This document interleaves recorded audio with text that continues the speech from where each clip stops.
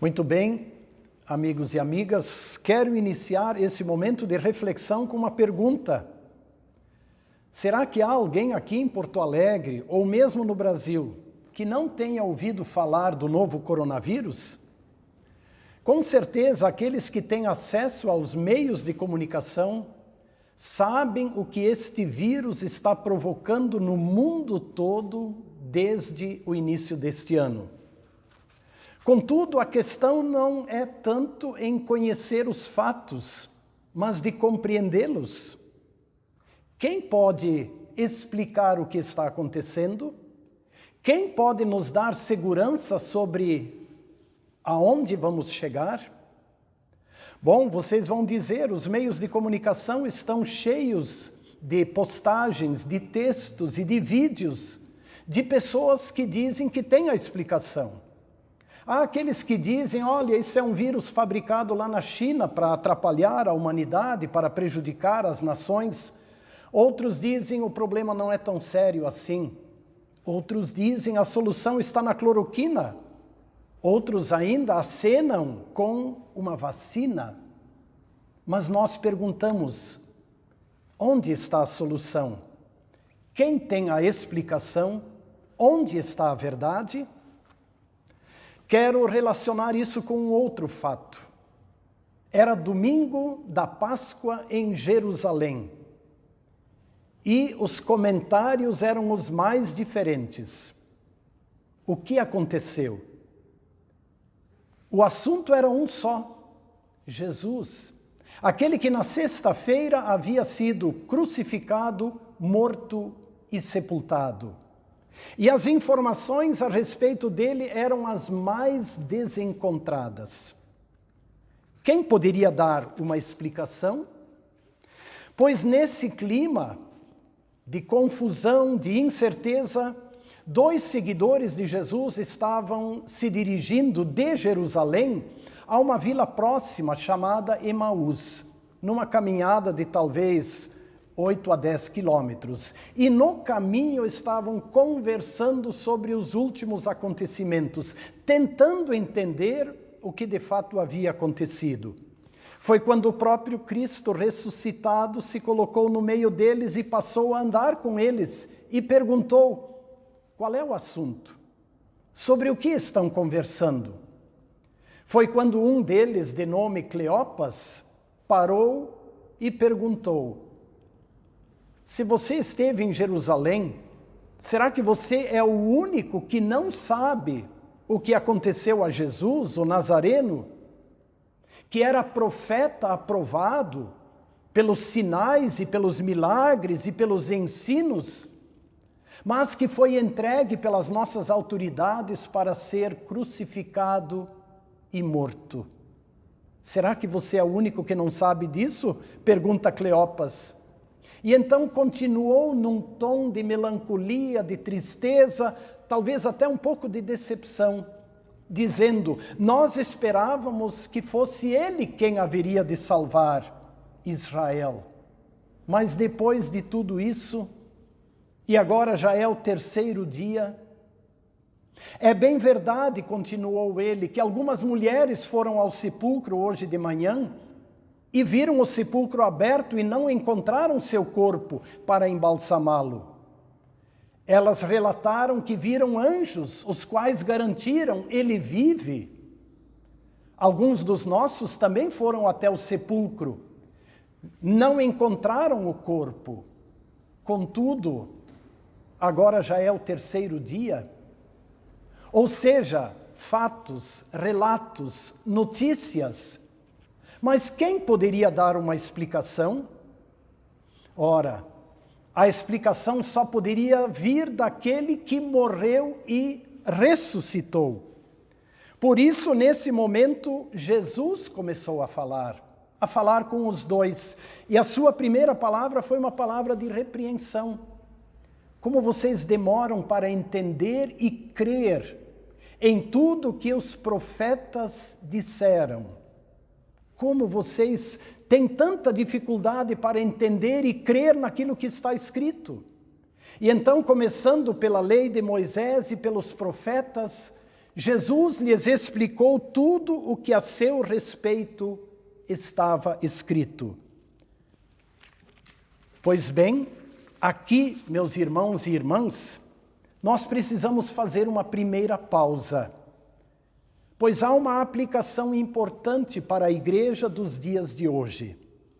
Precisamos entender que Jesus não é um mestre qualquer que surgiu num tempo qualquer, que reuniu seguidores e que entusiasmou as multidões com seus ensinamentos e com os milagres.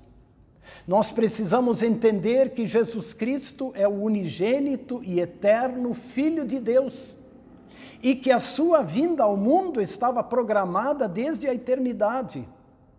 E a sua vinda ao mundo foi anunciada pela primeira vez quando os primeiros seres humanos, Adão e Eva, pecaram, desobedeceram a Deus e se afastaram de Deus. O anúncio da vinda deste Messias, ela continuou por séculos sendo renovada pelos profetas, que anunciaram que ele viria ao mundo e que deveria sofrer, deveria morrer e ressuscitar. O profeta Isaías foi um dos que mais claramente falou a respeito disso, comparando-o com o Cordeiro de Deus que seria levado ao matadouro, que carregaria sobre seus ombros a culpa, o pecado e o castigo de toda a humanidade. Mas por que era necessário morrer? Por que era tão necessária a sua morte? Ora, porque o salário do pecado é a morte, afirma a Escritura. E por causa do pecado, todos estão destinados para o castigo, para a morte e para a morte eterna, ou seja, a separação eterna de Deus. Por isso era necessário que o unigênito Filho de Deus assumisse no seu corpo a culpa e o pecado de todos e que morresse em lugar de todos. Muito bem, agora aqueles dois discípulos já tinham uma explicação, mas faltava-lhes algo.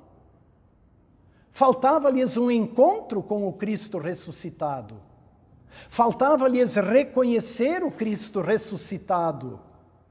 Faltava-lhes a comunhão com o Cristo ressuscitado. Saber muitas coisas a respeito de Jesus pode não ter valor nenhum se não crermos nele e não confiarmos nele como verdadeiro Deus e Salvador. Pois bem, assim os dois discípulos, os dois seguidores de Jesus, chegam a Emaús. E Jesus diz para eles: estou indo adiante. Porém, os dois o convencem para ficar, para entrar com eles na casa. Pois aqui está a outra aplicação prática para a igreja dos dias de hoje. Repito, de nada nos valem todas as informações e todas as notícias a respeito da morte e da ressurreição de Jesus, se não crermos de coração que Ele é o verdadeiro Deus e o Salvador da humanidade, e se não vivermos em comunhão com Ele. Mas como chegar a crer? Eis a pergunta.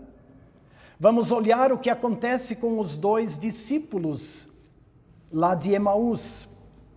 À mesa com Jesus, o texto bíblico de Lucas afirma que seus olhos foram abertos e eles reconheceram Jesus. Deus lhes abriu os olhos. Deus lhes deu entendimento para verem e crerem no Cristo. Também nesse momento é importante nós considerarmos um outro relato bíblico de Atos, capítulo 2, antes lido. Lá nós temos o relato da pregação de Pedro no dia do Pentecostes. E após sua pregação, muitos perguntaram: o que devemos fazer? O que é preciso? E Pedro responde: arrependam-se dos seus pecados, confessem os seus pecados E vocês vão ser batizados e vão receber o perdão dos pecados e vão receber o dom do Espírito Santo. O apóstolo Paulo, por sua vez, disse que a fé vem pelo ouvir a palavra. Observem o que Pedro diz. Para uma comunhão com o Cristo vivo, o que é necessário? É necessário ser batizado. É necessário ouvir a palavra, se arrepender dos pecados e crer no perdão e no amor de Deus. Segundo as palavras do apóstolo Pedro, o batismo nos coloca em comunhão com o Cristo vivo. Não apenas sabemos algo sobre ele, mas somos colocados pelo batismo em comunhão com o Cristo vivo.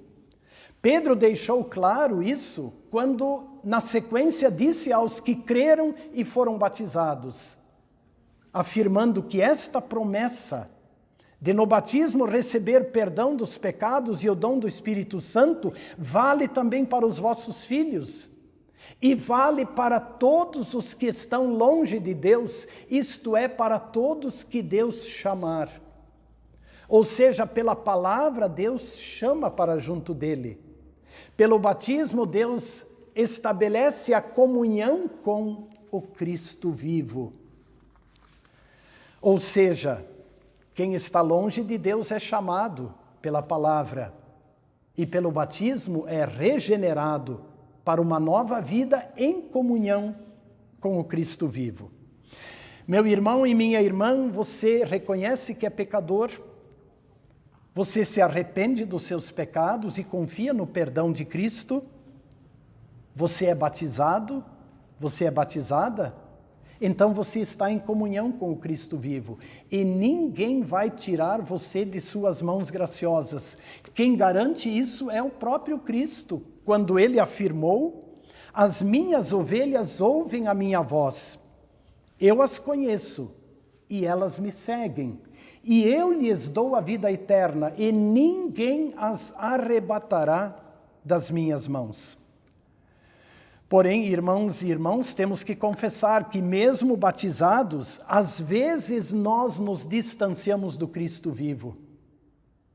Às vezes nós deixamos a comunhão com Cristo vivo.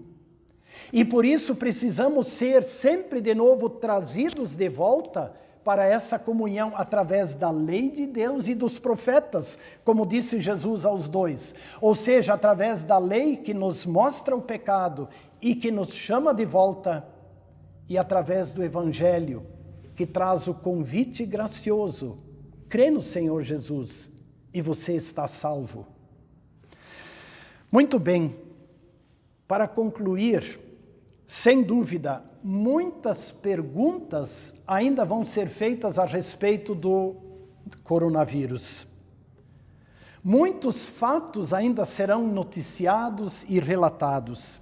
Muitas explicações ainda serão dadas. E muitas dúvidas ainda nos acompanharão. Contudo, tendo Jesus conosco, nosso coração estará em paz. Nós somos batizados, nós confiamos no sangue de Jesus derramado para o perdão dos pecados, estamos em comunhão com o Cristo vivo e por ele seremos guardados em todo o tempo, na vida terrena e na eternidade. Por isso, sempre de novo, como cristãos, nós queremos suplicar, a exemplo daqueles 2 discípulos lá de Emaús, e pedir insistentemente: Senhor, fica conosco. Fica conosco, Senhor, porque temos problemas, temos dificuldades. Fica conosco, Senhor, porque também andamos ansiosos, preocupados e angustiados. Fica conosco, Senhor, porque não sabemos como vai ser o amanhã. Sim, que prece significativa para ser renovada a cada dia. Fica conosco, Senhor.